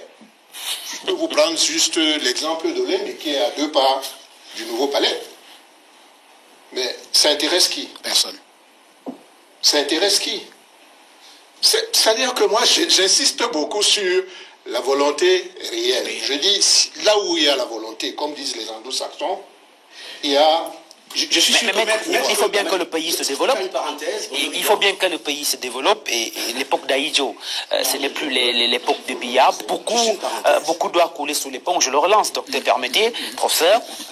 Aujourd'hui, on a des débouchés qui sont présentés aux Camerounais. On a des hommes d'affaires qui pratiquement sont disséminés à travers les 4 coins du pays. Chacun essaie d'investir. On a un certain nombre de choses qui ont quand même évolué et qui permettent aujourd'hui que le Cameroun se développe et qu'on voit des choses sortir de terre. Oui, mais je suis d'accord avec vous. Mais alors, je suis tenté de vous dire, et alors, est-ce que c'est cela qui justifie qu'il y ait de la corruption? J'ai dit tout à l'heure que nous avons tendance au Cameroun à vouloir tout naturaliser, jusqu'au concept. C'est ici au Cameroun que j'ai commencé à entendre des gens dire le Cameroun, c'est le Cameroun. Ça signifie quoi, concrètement? Cela veut dire quoi? Le Cameroun a ses réalités. Que d'autres pays n'ont pas? Ça me semble être une évidence que le Cameroun ait ses réalités. Mais notre problème est beaucoup plus profond et il réside d'abord dans les mentalités des uns et des autres. Et tout à l'heure, quand vous permettrez, on reviendra un peu sur parce que j'ai évoqué le cas des fonctionnaires. Je ne suis peut-être pas entré dans les détails, mais il faut savoir que dans la démonstration du docteur Essoba tout à l'heure, lorsqu'il parlait notamment des entreprises publiques, il faut que les gens comprennent que lorsque l'État est actionnaire, et il est actionnaire exclusif dans une structure, ceux des fonctionnaires qui y travaillent éventuellement, parce qu'il y a souvent des fonctionnaires qui sont détachés dans ces structures-là. Lorsqu'ils rentrent là-dedans, il faut qu'ils apprennent à se comporter effectivement comme des opérateurs économiques. Mais comment opérer le changement aussi facilement? C'est donc dans les mentalités. Ces gens-là se comportent de quelle manière? Tout en étant dans des structures, dans des entreprises publiques, ils se comportent encore comme des fonctionnaires et ils pensent qu'ils ne doivent rendre compte qu'à celui qui les a nommés. Voilà. Nous avons donc un problème de redevabilité dans ce pays qui est au-delà de tous les autres. Alors, très rapidement, oui, en 30 secondes. En fait, il ne faudrait pas que le propos de maître soit mal perçu. On n'est pas là pour criminaliser la réussite sociale ou alors la richesse. Mais on explique simplement qu'il y a quand même un niveau de richesse que rien de logique ou de rationnel ne peut expliquer, sinon le vol ou les détournements de fonds publics. Parce que on connaît les salaires au Cameroun. Comment peut-on justifier que quelqu'un qui n'a pas 500 000 francs de salaire soit propriétaire de plusieurs villas connues et en son nom, soit propriétaire de plusieurs bolides, et ainsi de suite, ainsi de suite. C'est de ça qu'il s'agit. C'est-à-dire qu'il faudrait qu'il y ait un lien direct entre ce que vous gagnez et ce dont vous disposez. Ça, c'est le premier élément de lutte contre la corruption et les détournements de fonds publics dans ce pays. Nulle part dans les pays sérieux, on ne peut tolérer que des gens aient un train de vie que leur revenu en tant que fonctionnaire, parfois, ne puisse justifier. Comment expliquez-vous que quelqu'un qui soit un modeste fonctionnaire qui gagne 300 000 francs par mois ait une maison qui lui a coûté 100 millions? Il faudrait qu'il explique par quelle alchimie il a fait pour être propriétaire d'un tel bien. Qu'il a une famille tout simplement. Oui, il va pouvoir l'expliquer. C'est pour ça qu'on dit qu'on ne criminalise pas automatiquement, parce qu'il y a des gens qui sont même des héritiers. C'est-à-dire que nous ne partons pas au même niveau dans la vie. Moi, je peux être issu d'une famille pauvre, avoir 1 million de francs de salaire par mois, ne pas réussir à m'en sortir, alors qu'un autre à côté a 200 000 francs de salaire, mais roule carrosse parce qu'il est peut-être héritier, il est issu d'une grande famille, mais il doit pouvoir justifier. Et c'est pour cela qu'il y a quelque chose de pervers dans notre société. C'est-à-dire que nous sommes tout le temps en train d'applaudir des fortunes, des fausses fortunes en réalité, c'est-à-dire des faux riches qui apparaissent comme ça, comme du jour au lendemain. On ne sait pas d'où il vient et on les acclame, tout le monde regarde, personne ne dit rien. Oui, il faut que la justice fasse son travail et que des personnes comme ça là ne soient pas forcément arrêtées, mais qu'on leur pose juste la question: comment avez-vous fait pour avoir tel niveau de fortune? C'est tout. D'accord. Docteur Dieudonné Somba, en 2018, 76% de 1052 entreprises interrogées affirmaient que la corruption a eu un impact négatif sur leur fonctionnement. Donc, elles ont fermé, alors que 49% reconnaissent avoir versé des pots de vin aux agents des impôts. La question que je vous pose est celle de savoir si la corruption réduit-elle la compétitivité et l'efficacité de l'économie camerounaise en érigeant ces obstacles artificiels. Non, moi, je n'aime pas les lieux communs. Les lieux communs n'ont jamais développé un pays, comme la morale n'a jamais développé un pays. Nous, le Cameroun est corrompu, il n'y a aucun doute là-dessus. Et la corruption est négative, il n'y a aucun doute là-dessus. Ce n'est pas... Vous ne pouvez pas me poser ce genre de questions. Donc, quand il y a corruption, ça ne marche pas. Vous n'avez pas besoin de me demander si ça ne marche pas. Ça ne marche pas, c'est l'évidence. Moi, je crois qu'on doit plutôt aller dans le fondament. Pourquoi, malgré tout cela, la corruption continue? Je crois que c'est ça l'essentiel. Ce n'est pas ce petit lieu commun, la corruption entrave. Elle entrave, c'est l'évidence. Mais pourtant, ça marche. Non, c'est pour ça. C'est donc là le problème. J'ai dit tout à l'heure, ça marche, que si Biya a fait 40 ans, c'est parce qu'il fonctionne comme ça. S'il n'avait pas fonctionné comme ça, il serait tombé depuis. Je vous rappelle que le président de la République prend le pouvoir en 1982. Oui. Il a un violent coup d'État en 1984. Et il est défendu par des gens. Ce n'est pas par les anges du ciel, ce n'est pas des hommes. Vous voulez qu'il fasse quoi de ces hommes? Des gens qui soutiennent son régime, sans lequel il aurait été tué. Mais nous ne vivons pas dans les airs, nous vivons dans une société humaine. Et dans une société humaine, il y a des règles qu'on doit respecter. Il y a des règles. Vous n'allez pas appliquer votre morale là partout, ça ne marche pas de toute façon. Et pourquoi ça ne marche pas donc? Je vous pose la question. Je dis donc que le système, la corruption au Cameroun, joue un rôle de stabilisation. Parce que nous ne sommes pas une économie dynamique, capable de répondre à la demande sociale. Nous sommes un pays très hétérogène, qu'il faut contrôler. Si on avait un régime qui se met à appliquer de manière stricte ces règles, ce régime ne tiendrait pas. Il ne tiendrait pas. Et ça, si le régime des billets tient aujourd'hui, c'est parce qu'il sait très bien que il ne peut pas verser dans ce moralisme. C'est pour ça qu'il faut prendre... On fait comment on applaudit donc pour le régime qui tient cette... Qu'est-ce qu'on fait? Non, c'est-à-dire, écoutez, le professeur Billet a dit quelque chose de fondamental. Parce qu'en réalité, qu'est-ce que vous faites? Vous dites, le système tel qu'il est structuré aujourd'hui, on peut combattre la corruption. Ce n'est pas possible. On va vous dire qu'on ne peut pas. Si on tente de combattre la corruption dans ce système, il va tomber. Il va s'écrouler et il va basculer dans la guerre. Le système tel qu'il est structuré. C'est ce qu'on veut vous dire. C'est-à-dire que le système, vous ne pouvez pas, dans un système structuré, État unitaire, centralisé, avec un chef d'État qui contrôle ça, vous dites que vous allez combattre la corruption. Vous allez la combattre comment? Pourquoi vous tentez de la combattre, vous allez casser le système, il va s'effondrer. C'est pour ça que ces institutions qui sont mises sur pied pour lutter contre la corruption. Non, les incorruptions, c'est encore plein. C'est peut-être pour éviter certains aspects et surtout pour que le régime puisse mieux instrumentaliser. Parce que nous avons un régime malin. Il instrumentalise la communauté internationale qui apporte ses préoccupations. Il les absorbe. Il fait le dos rond. Il dit, bon, comment vous voulez que je lutte contre la corruption? Je crée les institutions. Et vous-même, vous voyez bien que je les ai créées. D'ailleurs, j'ai mis quelques ministres en prison. Et il les met en prison de manière opportuniste parce que qui est en prison? C'est les gens qui menacent le régime. Ce n'est pas les gens qui ont volé l'argent. Quand on voit les ministres sont en prison, Certes, tout le monde vole. Il n'y a pas quelqu'un là-bas qui est plus.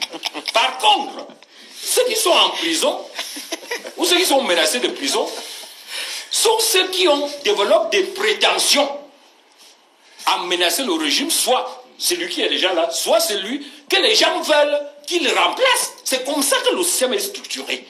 Donc, c'est pour ça que je dis que vous menez un faux débat. C'est-à-dire vous attendez à ce que un manguier produise des avocatiers, des avocats. Non! Le régime, dans sa structuration, ne peut pas. Si un chef d'État maintenant, en gardant la même structure, tente de faire ce que vous dites là, il ne fera pas 2 ans. Parce que nous ne sommes pas volés en éclats. Donc, la corruption actuelle joue un rôle de stabilisation interne. C'est pour ça que vous ne pouvez rien faire. On peut éliminer quelques aspects grossiers. On peut instrumentaliser. Mais on ne peut pas aller plus loin. Vous voulez mener un combat impossible. Puisque le modèle lui-même, même en matière d'affaires, vous voyez, les hommes d'affaires, chaque fois qu'il y a un besoin d'argent au niveau du gouvernement, vous voyez les hommes d'affaires venir avec 100 millions, 200 millions. Non. Vous pensez que ça vient de quoi? C'est un recyclage. C'est-à-dire que on a un parti, on a des gens qui sont dans ce parti et ils sont spécialisés. On te donne les marchés publics, tu gardes temps. Tu réalises ce que tu peux réaliser. Le jour où on a besoin de cet argent, soit pour faire la campagne électorale, soit pour aller corrompre tel groupe mécontent, soit pour... Tu nous apportes l'argent, on te donne.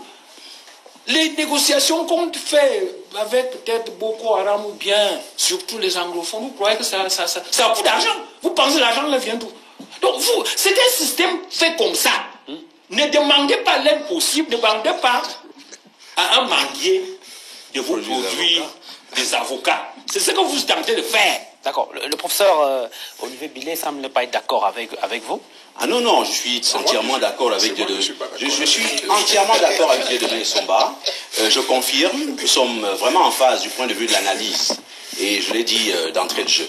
Je voudrais quand même que vous me permettiez de revenir très rapidement sur ce qu'a dit Maître tout à l'heure. Maître Mangabel qui a essayé de faire une étude comparative des régimes Ahidjo et Biya. Je crois que, vous savez, je ne vais pas revenir sur l'histoire que nous a relaté Dieudonné, mais sachons quand même une chose, maître, c'est que Ahidjo a gouverné le Cameroun en régime monolithique. Tout à fait. Un parti unique, une autocratie, pour ne pas dire... police politique. Mais c'était une main de fer absolument considérable. Une véritable dictature. Comprenez? Moi, j'aurais bien aimé observer Ahidjo gouvernant le Cameroun après 90, c'est-à-dire dans le temps du pluralisme politique. Ça, c'est bien. Je ne suis pas sûr que cette espèce d'intégrité que vous lui vouez aurait été préservée. Tout à fait. Du reste, Paul Biya a été un de ses collaborateurs les plus proches depuis toujours. Et que cette espèce de vertu dans la gouvernance qu'on a observée au niveau d'Ahidjo, et il est certain que Biya, évidemment, il était également producteur de cela, étant également un cadre de ce système-là. Mais j'ai envie de vous dire une chose, c'est que la compétitivité politique dans laquelle nous entrons à partir de 90, elle est d'une adversité telle que, comme le dit Essomba, pour survivre, pour tenir, vous êtes obligé d'acheter les gens. Enfin, je vais dire, c'est l'approche. C'est une manière. Écoutez-moi, je vais dire que c'est dangereux. Non, je vais dire que c'est l'approche. On explique. C'est l'approche. Entendons-nous bien. Oui. C'est l'approche qu'un régime autoritaire, que l'autocratie fondée sur ce que j'appelais tout à l'heure le parti-État, c'est l'approche dans laquelle il ne pouvait ne pas s'engouffrer. En réalité, parce que s'il s'engouffrait dans autre chose, en réalité, il aurait peut-être fallu orienter, sortir le Cameroun d'un système de parti-État, d'un système d'autocratie sur le modèle de ce que nous vivons, pour s'orienter vers un système de véritable démocratie où véritablement Paul Biya se serait dit, ok, bien, je réforme les institutions du Cameroun, je fais 1 ou 2 mandats, et puis je laisse le pouvoir, comme on l'a vu au Ghana et dans d'autres pays, à un autre, pour que, effectivement, les choses... Vous voyez, le Ghana est un pays absolument identique au Cameroun, du point de vue de la démographie, du point de vue de la population. L'alternance au sommet peut changer quelque chose dans le cadre de la lutte contre la corruption? Ce que je dis, ce n'est pas une affaire d'alternance au sommet de l'État. C'est une affaire de système. C'est une affaire de système. Il faut convoquer le systémisme pour comprendre que lorsque vous avez affaire à un système qui est un système autocratique, fondé sur la mécanique du parti-État, qui elle-même est une mécanique corrompue ontologiquement. Est-ce que vous comprenez que le parti-État dans lequel la plupart de nos pays sont est corrompu, est une entreprise, est un dispositif corrompu? Est-ce que vous comprenez cela? J'ai l'impression que les Camerounais ne comprennent pas. Vous dites parti-État, ça veut dire quoi? Vous dites à vos concitoyens, 90, nous allons à la démocratisation. Vous, au lieu d'aller à la démocratisation de manière sincère et correcte, vous mettez en place un dispositif malin qui vise à faire quoi? À donner à un parti tous les avantages les plus exorbitants de l'État. Toute l'administration, tous les chefs traditionnels, tous les hommes d'affaires, tous les prélats du pays sont derrière vous. Et vous tenez le pays parce que vous avez la cambuse entre les mains. Et vous le savez parfaitement bien. Et vous voulez que dans un environnement comme ça, il y ait lutte contre quelle corruption? Ce n'est pas possible. En réalité, si nous voulons véritablement que la corruption soit réduite au Cameroun, il faut nécessairement que le type d'État dans lequel nous sommes engagés soit déconstruit. Voilà. Et c'est dans ce sens que j'ai envie de vous dire que précisément, nous nous inscrivons, nous les libérateurs. L'une des réformes les plus essentielles, les plus urgentes à faire dans un pays comme celui-ci, c'est le démantèlement du système du parti-État. Parce que aussi longtemps que vous avez un État qui bénéficie de tous ses avantages et de tous ses allégeants, ça produit la corruption. D'accord. Maître Henri Mangabriel, est-ce que finalement on va dire que l'État est schizophrène? Non, je ne vais pas poser le problème de cette manière. J'ai sursauté tout à l'heure lorsque le docteur Essomba parlait, parce que si j'ai bien compris son discours, c'est que en réalité la corruption serait donc une fatalité. Oui. Dans le modèle, ce serait une fatalité. Dans le système actuel, la corruption est homologuée au système. Dans le système, changer le système docteur, moi je voudrais vous dire que lorsque nous nous retrouvons entre gens qui comprennent, nous devons avoir comme préoccupation le pays, l'État, le Cameroun. Parce que vous êtes en train de nous justifier les mécanismes mis en place par un régime pour perdurer. Et d'après l'analyse que vous faites, cela doit se faire au détriment du Cameroun. Parce que le Cameroun perd dans tout ça. Et moi, je ne confonds pas les deux. Je ne confonds pas le Cameroun, qui est notre pays à nous tous, et un régime qui va passer. Le régime peut tout faire, effectivement, pour se maintenir au pouvoir. C'est son droit. Et c'est son droit le plus absolu. Pas que ce que le régime fait pour se maintenir au pouvoir soit confondu désormais à la norme. En quoi est-ce qu'un pays comme les Seychelles, en quoi est-ce que les Cap-Vert, en quoi est-ce que le Botswana sont supérieurs au Cameroun? Ce sont les pays que je cherchais tout à l'heure dans le dernier classement international. Ces différents pays-là, le Cap-Vert, Botswana, les Seychelles, ont réussi à se classer à moins de 100. C'est-à-dire le Cameroun est resté 25 sur 100, c'est-à-dire on est à 149e sur 180 États. Et il n'y a pas que ça. Il y a d'autres secteurs. Je vous ai parlé tout à l'heure de l'ITIE. Le Cameroun a été suspendu de l'ITIE il y a à peine 1 mois et demi. Absolument. Suspendu. À cause d'un rapport qui n'a pas été... Parce que nous avons même sollicité de cet instrument international une rallonge de délai qu'on nous a octroyé 3 mois. Allez donc faire des efforts pour produire votre rapport. Et jusque-là, nous n'avons pas été en mesure de produire notre rapport. Résultat des courses, nous avons été suspendus et nous sommes menacés de radiation. En attente que le rapport soit produit. En attente que le rapport soit donc produit. Je vais un peu couper, mais puisque lui aussi m'a coupé. Je crois qu'il faut qu'on se comprenne. Attendez, il faut qu'on se comprenne bien. Personne n'a le monopole de l'amour du Cameroun. Ah, ça. Personne. Et les analyses sur la corruption, nous les faisons. Moi, en tant qu'économiste au Minepat, j'ai passé toute ma vie à faire des analyses sur la corruption. Lui, en tant que professeur des universités, nous faisons des analyses sur la corruption.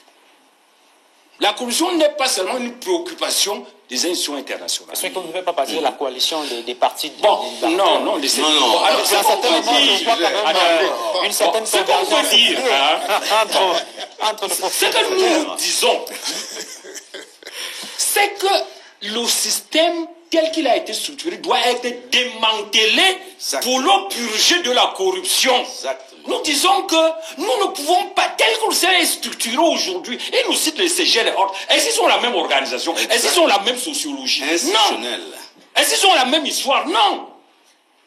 C'est-à-dire, nous demandons que les institutions du Cameroun soient revues pour qu'elles soient plus conformes à nos besoins, à notre sociologie, à une démocratie appropriée pour le cas du Cameroun. Pourquoi? Parce que si vous maintenez un système néocolonial, parce que nous sommes dans un système dit néocolonial, qui est en fait la reproduction de l'État postcolonial, dans lequel l'État colonial, il y avait une élite, il y avait des Blancs, avec quelques supplétifs locaux, qui contrôlaient le Cameroun et considéraient la population camerounaise comme des sujets. C'est le même système qu'on a. C'est le même système. Et donc, cette élite continue à fonctionner sur les mêmes modalités. Elle ne peut donc pas changer. On vous a compris. On vous a compris. Modifier ça. Nous sommes tous donc d'accord pour lutter contre la corruption. Oui, mais eux, ils pensent qu'on peut lutter en restant dans le système et en appliquant la loi. On leur dit, vous ne pouvez pas appliquer cette loi. Parce que les gens en charge d'appliquer la loi, les gens qui font la loi, sont eux-mêmes les acteurs et ne peuvent pas accepter que ce loi soit appliquée. Merci, docteur. Maître, vous concluez votre propos. Je crois que notre divergence, elle n'est pas aussi importante que cela. Elle réside tout simplement sur les approches. Nous avons deux approches qui semblent être différentes. Moi, j'ai une approche pays. Vous avez une approche système. Ce qui nous semble nous différencier. Mais nous parlons de la même chose. Et je crois que si je vous demandais que vous comprenez donc qu'il faille peut-être changer le système pour mieux combattre la corruption au profit du Cameroun, vous allez me répondre oui. Mais bien sûr. Voilà. Donc je crois que nous sommes d'accord. Et moi je reviens encore pour chuter sur cette histoire de volonté. J'étais en train de parler tout à l'heure de l'ITIE pour dire que le Cameroun est en train de se faire évaluer sur le rapport 2017. Là où les autres pays sont déjà passés à autre chose. Rapport 2019, voire 2020. Des pays comme le Sénégal, etc., etc. Parce que moi, j'aime toujours faire des comparaisons. Parce que nous n'allons pas éternellement penser que nous sommes uniques. Non, nous vivons quelque part avec d'autres. Et il faut de temps en temps regarder des pays qui sont au moins proches des nôtres. Jusque-là, je n'ai cité aucun pays occidental. Je cite toujours les pays africains. Voilà. Et pour chuter, je suis tenté de dire aussi là, vous savez, dans l'arsenal juridique qui est le nôtre, il y a un autre que j'ai omis de citer tout à l'heure. Il y a une loi qui est extraordinaire, qui a été votée elle aussi par le Parlement en 2018, juillet 2018, qui est une loi sur la transparence et la bonne gouvernance dans les finances publiques. C'est formidable, non? Ah, c'est joli. C'est-à-dire que l'intitulé même. Oui. Mais voilà une loi qui est déjà applicable dans notre pays, sauf qu'il manque l'instrument essentiel, l'outil essentiel qui est le décret d'application. Et à titre personnel, j'ai fait un projet de décret d'application qui est parti dans les circuits. On attend toujours. D'accord. Et on embraye là justement sur... S'il vous plaît, s'il vous plaît, professeur. Il nous reste peu de temps, il nous reste exactement 13 minutes. Je voudrais quand même qu'on aborde la dernière partie de cette émission qui est consacrée aux propositions de solutions, aux observations qui sont faites quand même, des mesures prises par le gouvernement pour permettre à ce que la corruption ne soit plus trop présente dans nos institutions publiques. Jean-Bruno Tagné, parmi ces batteries de mesures, au-delà. Oui. Mais là encore, il faut une volonté politique. Vous avez vu par exemple les postes de péage dans notre pays où, je ne sais pas, plus de 50 ans après les indépendances, on continue à mettre des clous en route pour empêcher que des voitures passent. Il y a un projet qui est en cours. Oui, mais ça fait longtemps qu'on nous parle de ce projet et on n'en prend pas le chemin. Donc il faut éviter au maximum que les gens puissent manipuler du cash. Ça, c'est une première des choses. Deuxième chose, il faut une loi contre l'enrichissement illicite. Il y a un pays comme le Sénégal qui a mis en place la CREI, qui est la Cour de répression de l'enrichissement illicite. C'est-à-dire qu'il faudrait qu'on réussisse à sanctionner le fait que quelqu'un mène un train de vie que rien ne justifie, c'est-à-dire qu'il n'a pas des revenus qui peuvent soutenir un tel train de vie. Parce que ça ne peut être que de l'argent issu de la corruption. La Banque mondiale a fait un rapport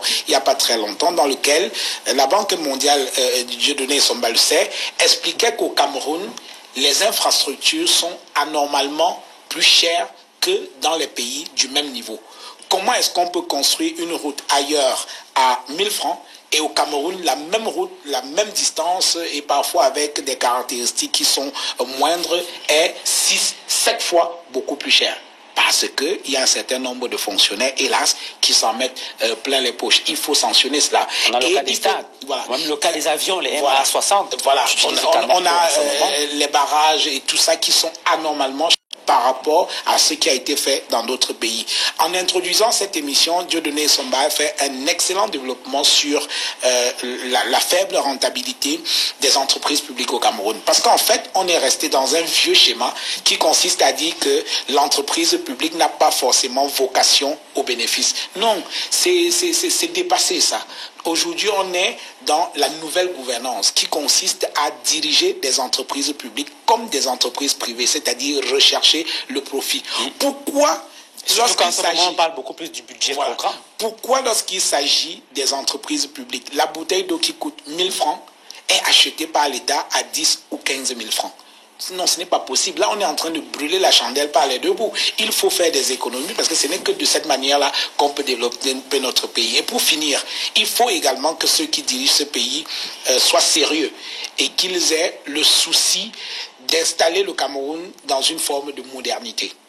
Il y a le président de la République qui a promulgué, c'est une loi du 12 juillet 2017, portant organisation des établissements publics.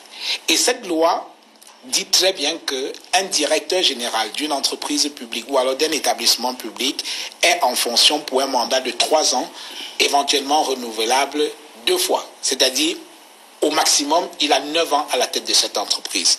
Faites un examen de tout ce qui dit les entreprises publiques au Cameroun. Il y en a qui sont là depuis plus de 20 ans, en violation grave de la loi. C'est-à-dire le président de la République n'arrive pas à appliquer lui-même la loi qu'il a signée. Ça, c'est quelque chose d'extraordinaire. La conséquence, c'est quoi? C'est que quand vous avez passé autant de temps à la tête d'une entreprise, à un moment donné, vous avez l'impression que c'est votre propriété. C'est-à-dire que c'est votre bien.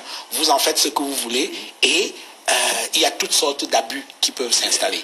Donc, la plus grande responsabilité dans la lutte contre la corruption appartient à l'État camerounais et ensuite à la justice, que la justice soit un peu plus sereine. On assiste quand même lors des procès de l'opération Épervier à des choses spectaculaires, c'est-à-dire que le ministère public n'arrive même pas à soutenir ces accusations parce que pour des raisons certainement politiques, on a interpeller les gens à la hâte sans soutenir le dossier et devant le tribunal, on devient ridicule. Vous voyez quelqu'un qui est poursuivi pour 100 milliards et au final, on le condamne pour 300 millions. C'est ridicule et même des magistrats devraient pouvoir rendre compte de ce genre de choses. D'accord. Dieudonné Somba, que proposez-vous comme purge de démon de la corruption? Non, moi j'ai toujours inscrit la corruption comme l'un des éléments de l'entropie du système. L'entropie est une sorte de désordre interne dans un système. Donc la corruption n'est que l'une de ces expressions. Le tribalisme est aussi une expression. La centralisation, la polarisation du pays, où Yaoundé Douala contrôle à elle seule 95% des devises, alors que les deux villes ne produisent même pas 5% des devises. C'est-à-dire que tout ça, c'est un système désordonné, qui a un désordre interne. Donc la corruption n'est qu'un élément. Et lorsque on compare la corruption, malheureusement, les institutions internationales spécialisées dans la lutte contre la corruption, on ne peut pas leur reprocher, ont tendance à allier les pays. Mais c'est un alliement purement statistique, parce qu'il n'a pas d'explication interne. On va tout parler de gouvernance. Mais la gouvernance elle-même ne se crée pas ex nihilo. Vous pouvez créer 1000 institutions. Lorsque ces institutions-là n'ont pas d'assises sociologiques, ça ne sert absolument à rien. Donc c'est pour ça que la grande innovation qu'on a voulu faire au Cameroun, c'était la décentralisation. C'est-à-dire le démantèlement de ces systèmes où un seul individu contrôle 5 000 milliards du budget avec son entourage. Et quand il le contrôle, il soumet tout le monde. Et ils ne sont pas prêts à partir. Donc tout le tralala qu'on fait là, les gens qui contrôlent les 5 000 milliards au palais ne sortiront pas. Ils ne céderont en rien sur un point quelconque qui peut réduire leur pouvoir ou leur contrôle. C'est ça la réalité. Donc tout ce qu'on fait, on attend. Vous voulez qu'on arrête qui dans ce milieu-là? À moins que cet individu ait des problèmes avec eux. À partir du moment où il joue son rôle de stabilisation du système, vous voulez qu'on l'arrête? Pourquoi? On ne l'arrêtera jamais. Donc c'est pour ça que la lutte contre la corruption doit être plutôt causée comme la conséquence des mesures fondamentales, des révisions du système lui-même.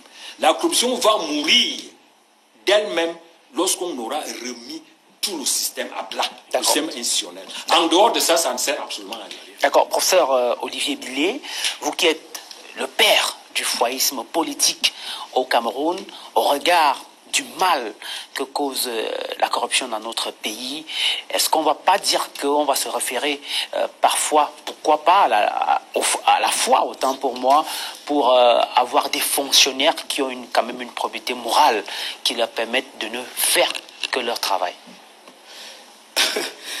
Bruno Bidian, vous savez, moi je suis de ceux qui disent que l'approche par les réformes institutionnelles et par la technologie juridique et tout cela est complètement inopérante effectivement dans un système, dans une autocratie de ce type qui n'a qu'un seul but, de se perpétuer et de se reproduire. Quand j'ai dit ça, il y a un aspect que nous n'avons peut-être pas beaucoup évoqué ici. C'est cet aspect, puisque vous parliez des propositions.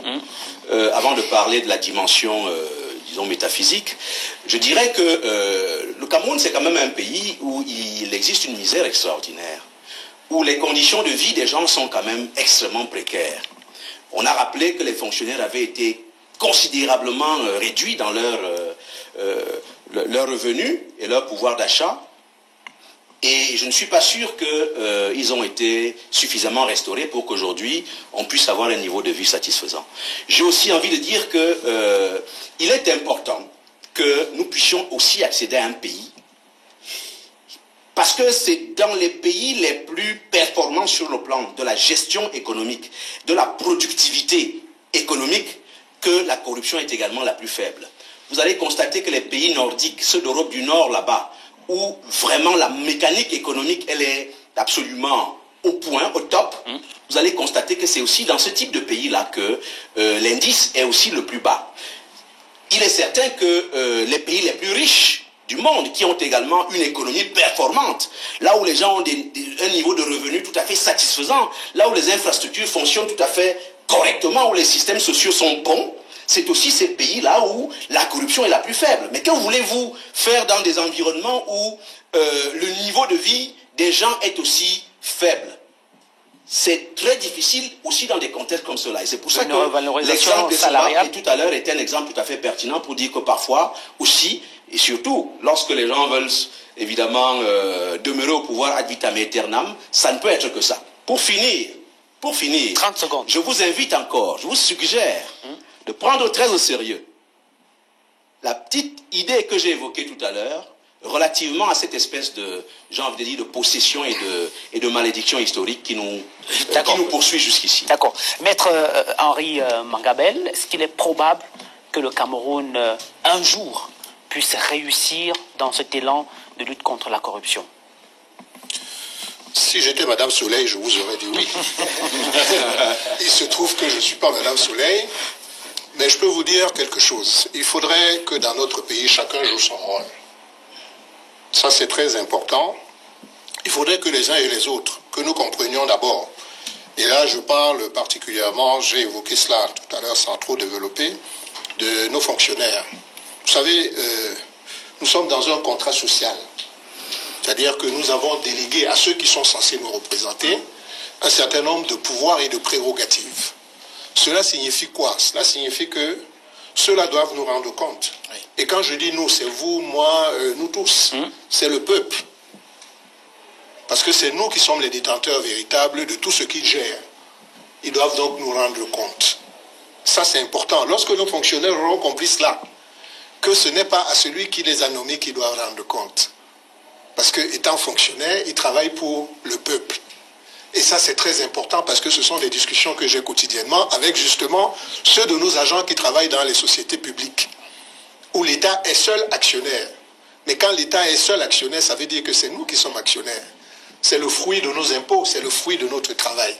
Quand ils vont comprendre cela et qu'ils vont se rendre compte que ce n'est pas à leur patron immédiat qu'ils rendent compte, ils changeront de mentalité et nous allons nous inscrire dans ce que j'ai évoqué tout à l'heure, qui est la culture de la redevabilité. D'accord. Merci à tous les quatre d'avoir accepté l'invitation de Club d'élite, professeur Olivier Billet. Bon vent dans ce nouveau challenge politique, le parti pour la libération des libérateurs. Dieudonné Essomba, Jean-Bruno Tagne, certainement qu'on retrouvera bientôt dans le cadre du programme décryptage. Maître Henri Mangabel, merci d'avoir accepté également notre invitation. C'est moi. Mesdames, Messieurs, merci à vous de nous avoir regardé. Les programmes se poursuivent sur la télévision africaine. Retrouvez tout à l'heure votre programme de divertissement, Dimanche Bondeur. On se donne rendez-vous demain lorsqu'il sera 10h30 dans le cadre du programme Tour d'Horizon. D'ici là, bon dimanche à tous et surtout, toutes nos condoléances les plus attristées à ceux qui étaient adeptes de Tibi Joshua, qui est un prédicateur nigérian. On a appris son décès ce matin à travers une annonce qui a été publiée sur sa page Facebook officielle et surtout certifiée. En tout cas, toutes les informations qu'on a semblent concorder et confirmer cette information. Toutes nos condoléances à sa famille. C'est un prédicateur très, très connu dans le cadre de ces différents programmes sur sa télévision Emmanuel TV. Bon dimanche à tous et bonne continuation des programmes sur Vision 4.